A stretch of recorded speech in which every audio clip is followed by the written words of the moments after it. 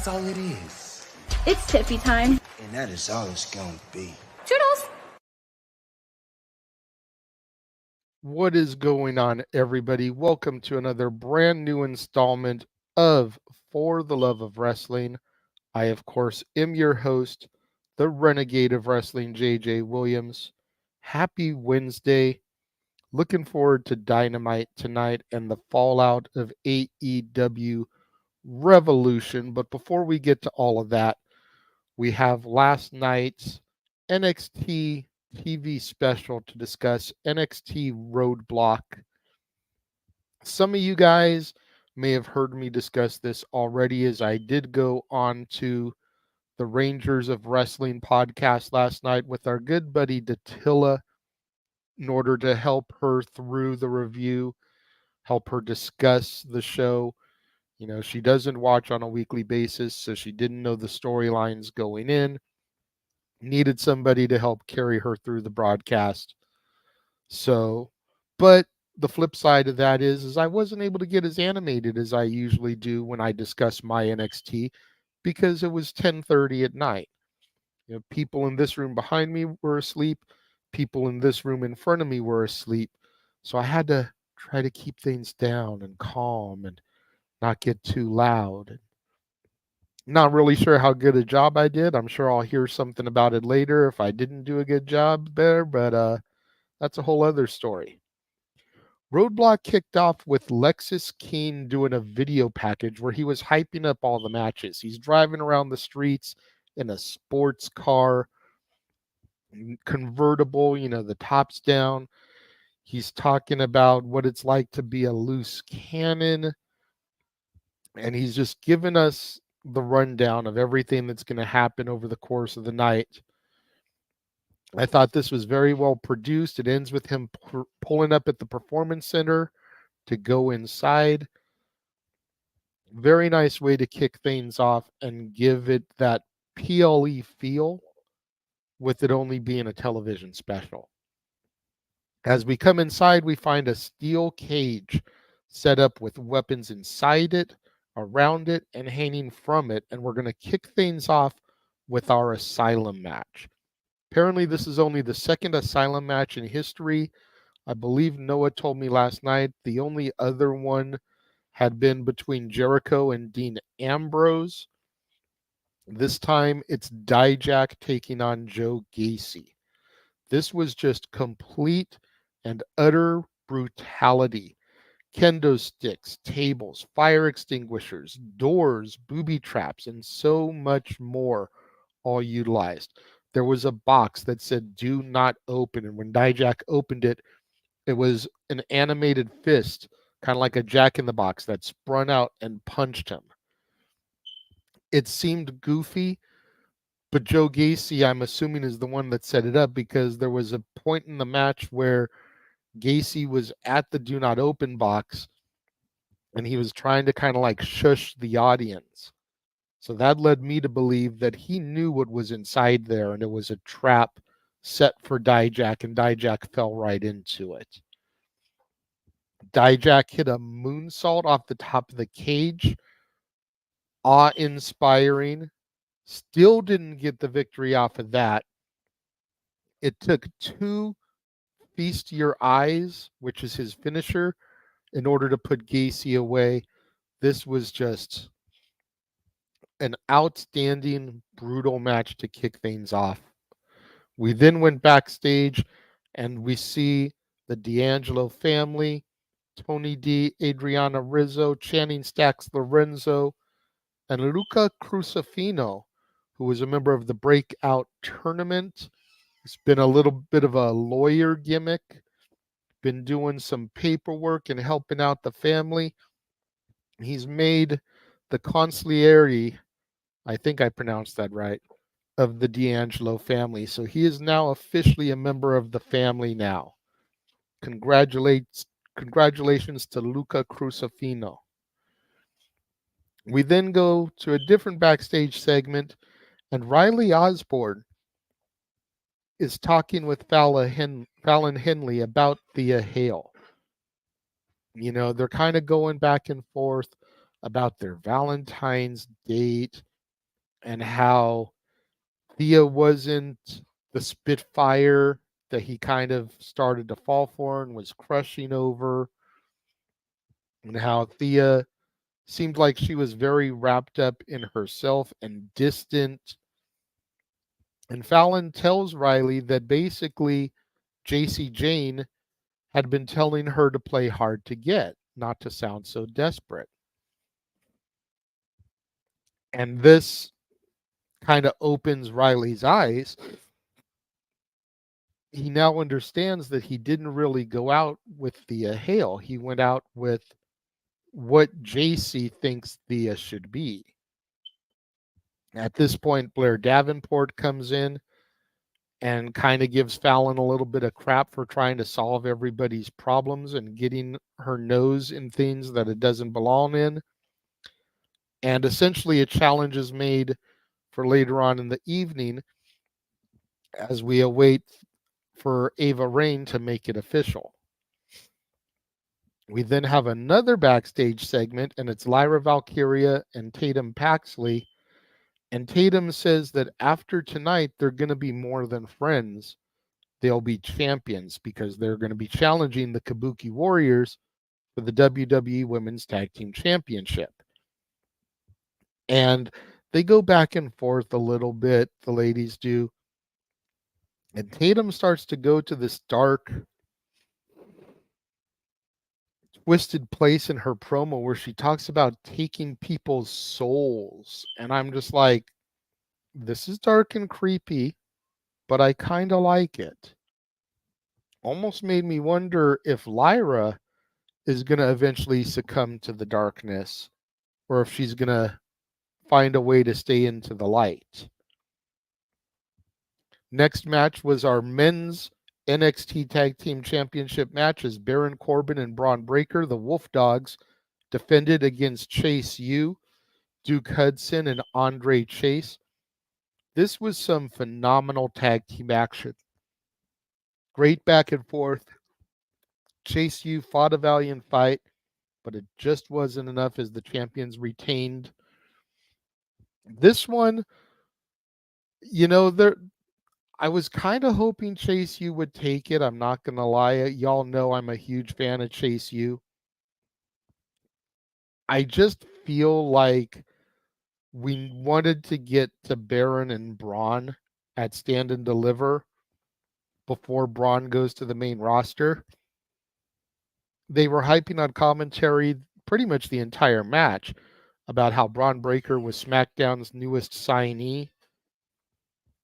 So with all that added hype about Braun being on SmackDown, you almost got to wonder how long they're going to allow him to be tag champion before they pull the trigger and he just becomes a SmackDown superstar and he finally breaks away from the NXT mold. You got to imagine Stand and Deliver is going to be the finale for him. But do you want him to lose the titles and not get a blow-off match against Corbin? Or would you rather have him and Corbin lose the titles beforehand and have him and Corbin one-on-one at Stand and Deliver?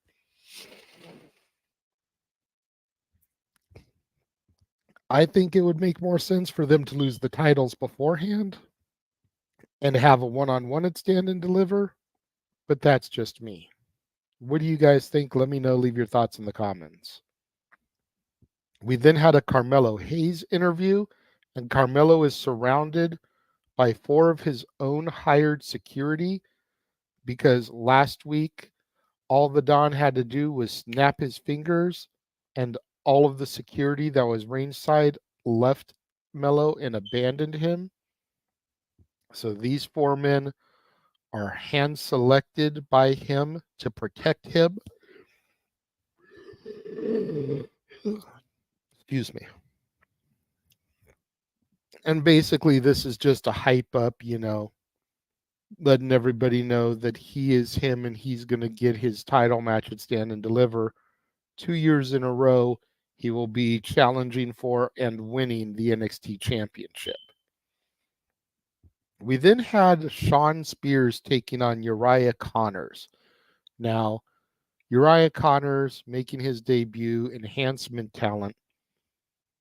Uriah Connors' real name Brogan Finley, the son of Fit Finley.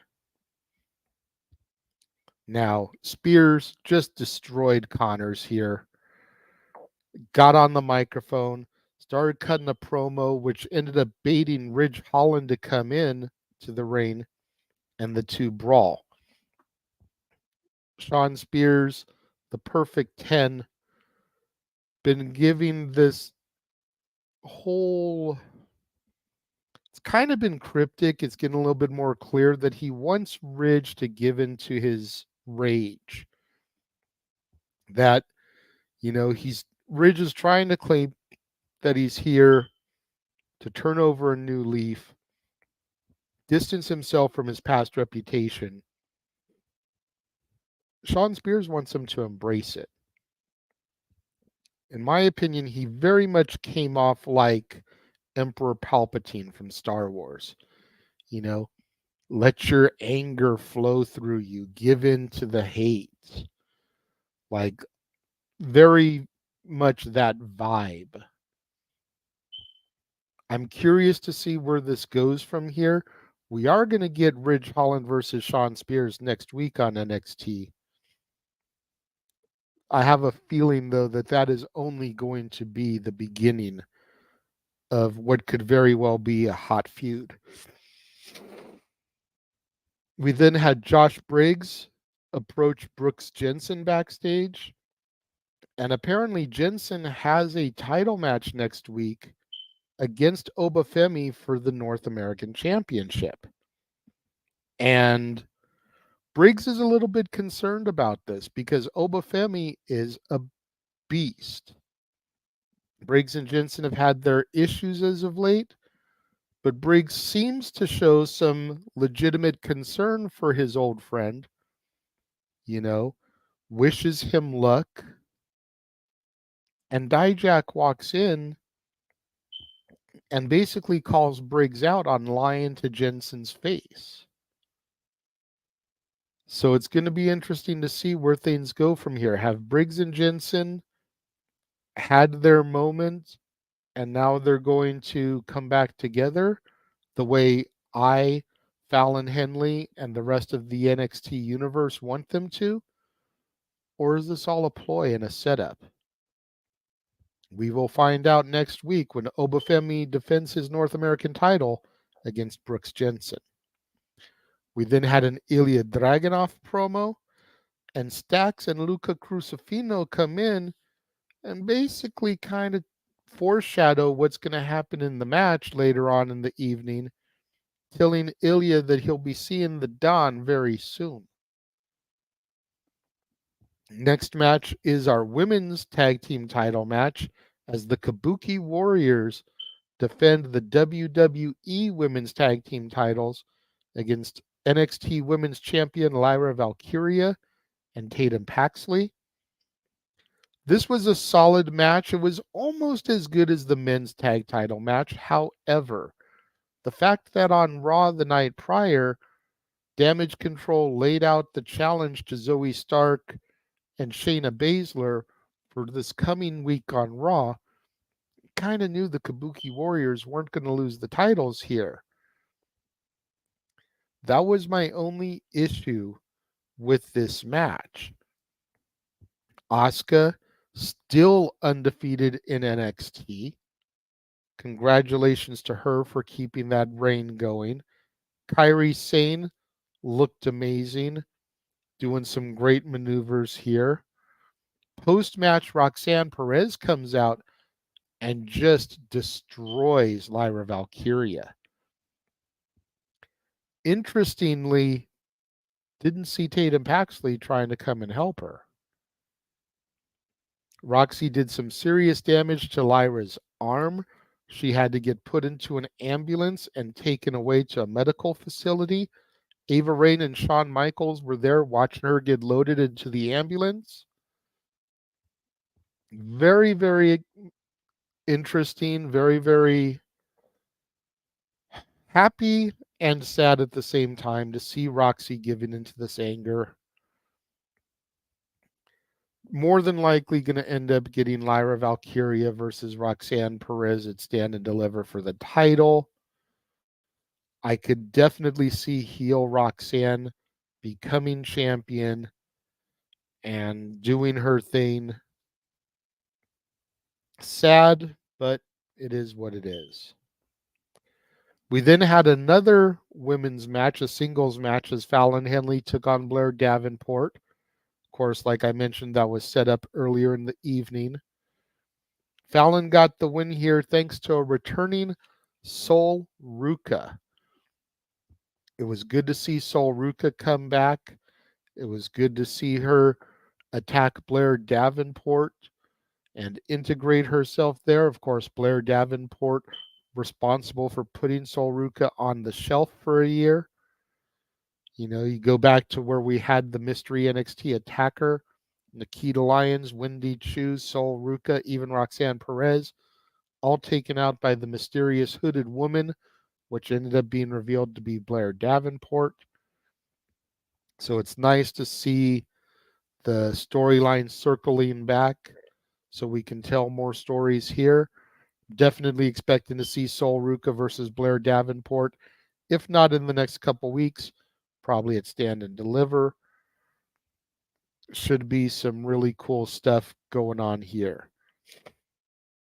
We then see Chase U backstage, and JC Jane is kind of reading Andre Chase and Duke Hudson the riot act for not winning the titles. You know, she had gone out on a limb, used her power, whatever power she has, to get them a tag title shot off of the success of the calendar, off of saving Chase University, and they blew it. Thea comes in after getting into a brawl that I forgot to mention only because I forgot where it fell. Thea had gotten into a backstage altercation with Kiana James and Izzy Dame. She comes in after that brawl and says that she's gotten a tag team match next week to face those two. And JC's like, well, who's your partner? And Theo's like, I was hoping it's going to be you. And JC's like, I'm busy. I got other stuff to do. You know, JC's been telling Thea that the Chase University is just a bunch of losers, that she was a loser before JC got there. Even after the tag title match, JC threw up an L behind Andre Chase's back. Thea was the only person who saw it, flipped out. So it's going to be curious to find out who Thea's partner is going to be in this fight. I have two options that I'm thinking of.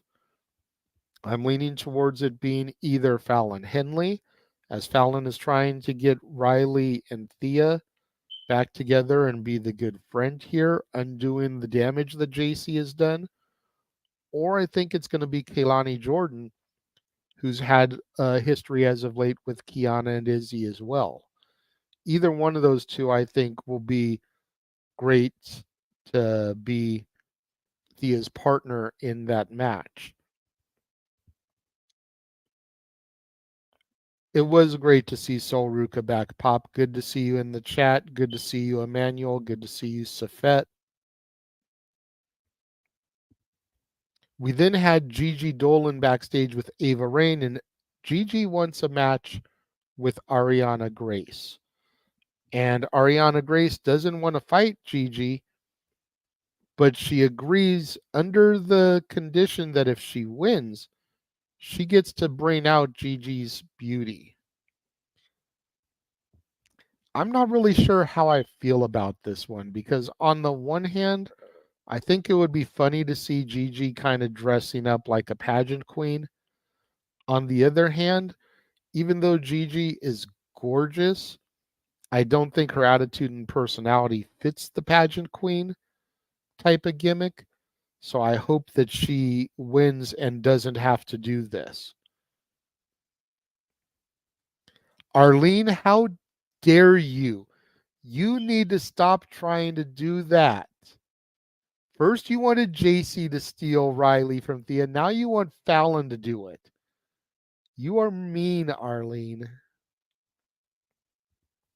We then have Sean Spears leaving the building, gets interviewed in the parking lot, and he basically says once again that he wants Ridge Holland to embrace his rage, give in to his anger. We go back to the ring and we have the No Quarter Catch crew celebrating Charlie Dempsey wearing the Heritage Cup. They say that with the catch clause, any member of the crew can defend the Heritage Cup on any given night. So essentially, it's the Freebird rule from back in the day, where any two members of the Fabulous Freebirds could defend the tag titles. Any member of the No Quarter Catch crew can defend the Heritage Cup. And this brings out William fucking Regal. And I gotta say, man, hearing his music hit, hearing that crowd pop was just so beautiful. The crowd was so into it. The crowd's chanting, "He's your father," at Charlie Dempsey, because Charlie Dempsey, of course, is the son of William Regal. Regal starts talking about what the Heritage Cup means and how the Heritage Cup represents not just him, but all the Europeans that came before him. And Charlie Dempsey steps up to Regal and says that he'll defend the cup better than he ever could, which of course makes a smirk come across Regal's face. I don't know, man. If Regal still has it in him for one more match, give me William Regal versus Charlie Dempsey at Stand and Deliver for the Heritage Cup. If Regal isn't so banged up that he can never wrestle anymore, and he's just not wrestling because he's retired, he wants to stay retired, then that's fine. But if he can go, give me one match. Because I know I would love to see it, and I think the entire NXT universe would love to see father versus son for the Heritage Cup.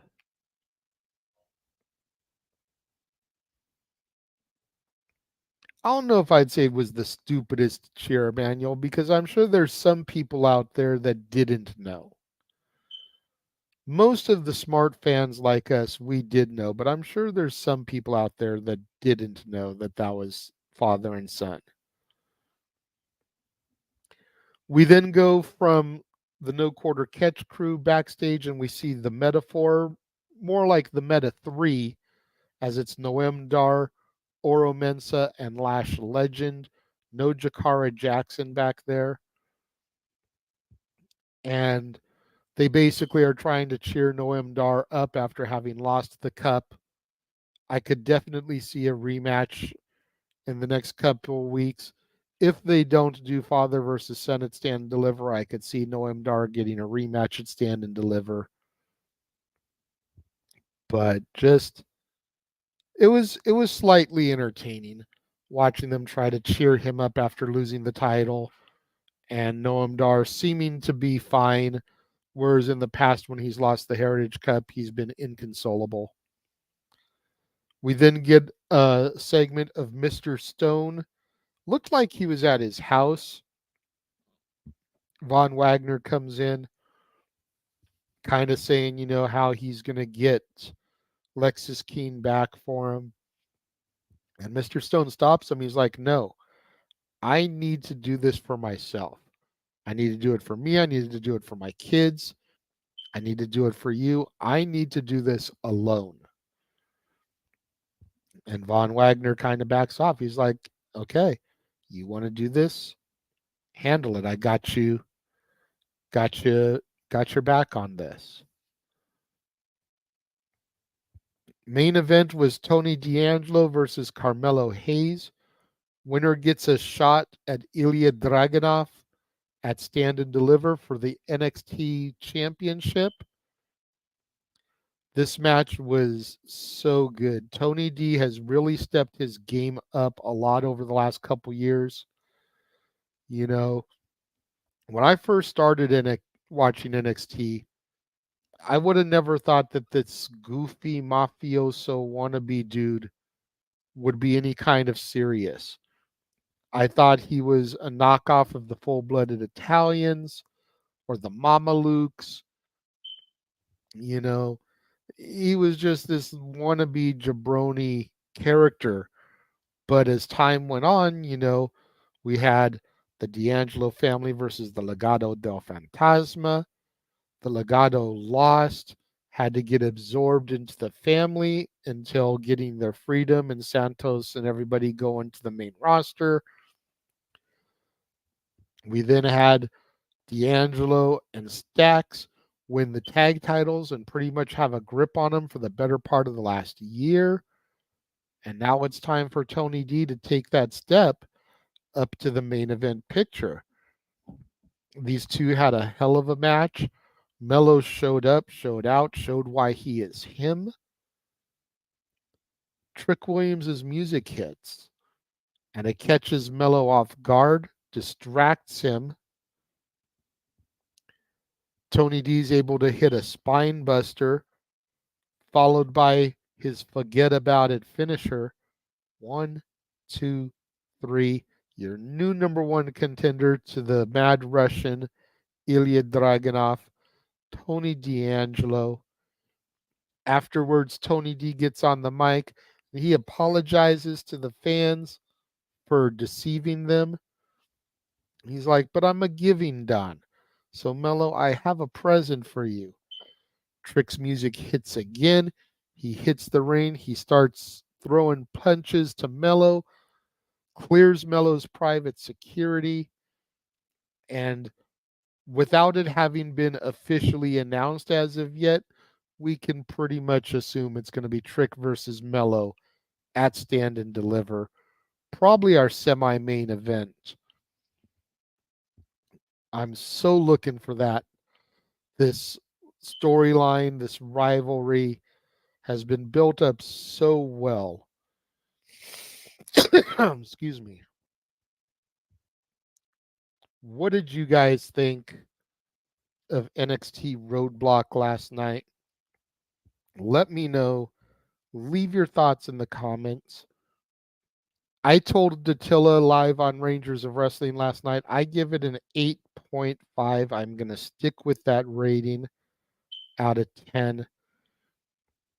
I thought it was really well done, really well put together.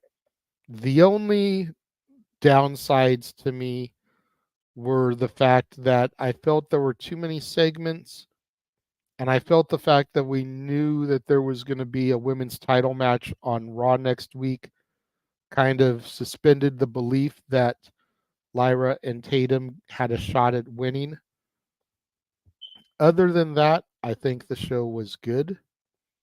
Safet says a solid 8.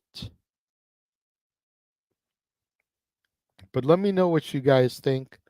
We're going to take a brief commercial and show you where you can find and follow all the friends of the multiverse. When we come back, we're going to hit the shills and we will be out of here. Stay tuned.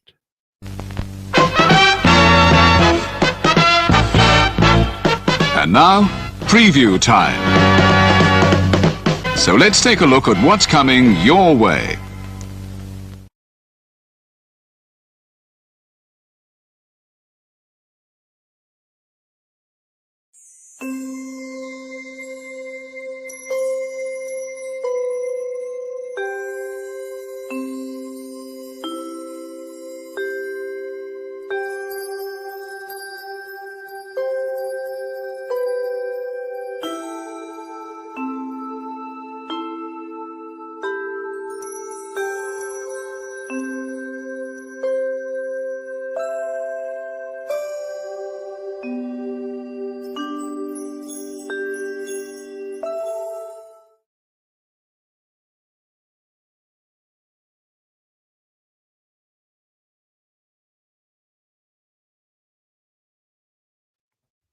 We are back.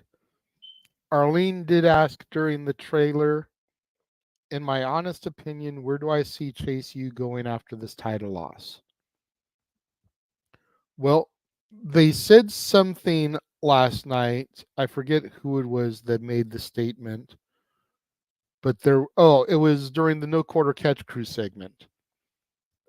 Thing was made about there being a tag title eliminator tournament or something as we go from here towards Stand and Deliver, probably to see who's going to challenge Braun and Baron Corbin at the pay-per-view on WrestleMania weekend. I feel like Chase U will be in that. And I'm looking at the possibility of seeing Thea versus JC at Stand and Deliver. There's a lot of matches I'm seeing that they could put on Stand and Deliver, and I think they're going to keep it to 6 matches. So there may be matches that are either on the NXT Go Home to Stand and Deliver or the NXT After Stand and Deliver that still have that PLE feel to it. But I could see JC versus Thea in the not so distant future in order to eliminate the toxicity from Chase U. I think Andre, Riley, Thea, and Duke are still committed enough to Chase U that the team can continue going for a little while longer. I don't know if they could realistically last another year, though, but I could see them going a little bit longer. I don't think this title loss is going to completely make them fold and falter, but I do think that Thea is going to be an integral part in what happens to Chase U going forward. Emmanuel then asked, how do I feel about Tony versus Ilya? I like the match. I figured Tony was going to be the one to win because we had to get to Trick versus Mello. I think Tony D has come a long way since I started watching to where he's a viable, serious contender and threat for the title. And with him having the family, Luca Crucifino, Channing Stacks Lorenzo, Rizzo, I could see all of that coming into play in order to help him defeat the Mad Russian. Do I want there to be that many shenanigans in order to help Tony D win? No, I'd rather see him do it on his own. But it would give the Mad Russian a way to stay strong in defeat. That is going to just about do it. Of course, we've been discussing today NXT Roadblock. The next time we're going to have a watch along across the multiverse of media will be this Friday, March 8th, as Noah Foster and Dattila cover TNA Sacrifice. You're going to make sure you want to tune into that.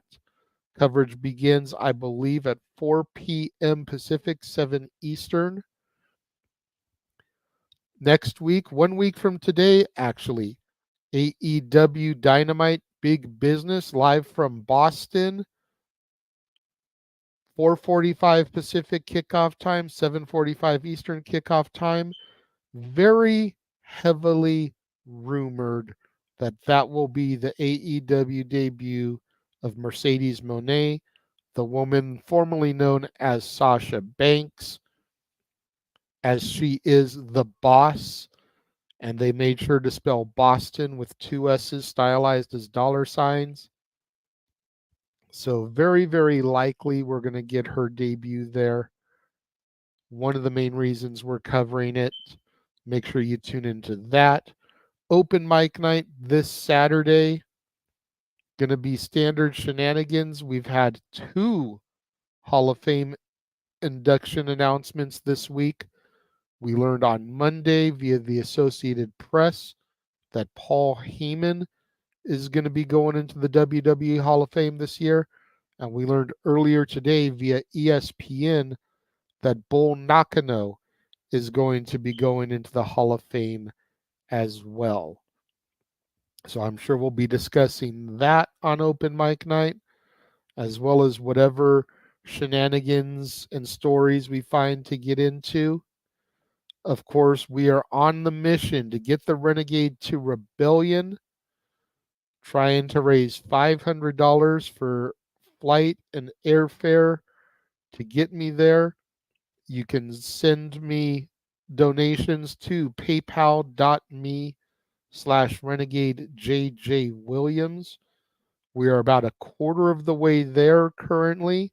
The sooner we get the money, the sooner we can get it booked, the sooner Jeff and Dattila will know that I will be there as part of the team on the ground at TNA Rebellion in Vegas. So donate, donate, donate. That is going to wrap things up until tomorrow, when I will be back, same bat time, same bat channel, to cover AEW Dynamite, as well as Explosion in Power, which I didn't get to today due to the fact that I had to do the live stream at 5 o'clock of Roadblock and then go back and rewatch the West Coast feed so I could take my own notes. So all those will be reviewed tomorrow, 9 o'clock a.m. Pacific, noon Eastern. And until then, thank you guys for joining me and tuning in, and I will see you guys tomorrow. The Jeff Meacham Network's Multiverse of Media. For over 15 years, the recognized symbol of excellence and the standard bearer in coverage of sports and entertainment. Thank you, JJ. Appreciate you.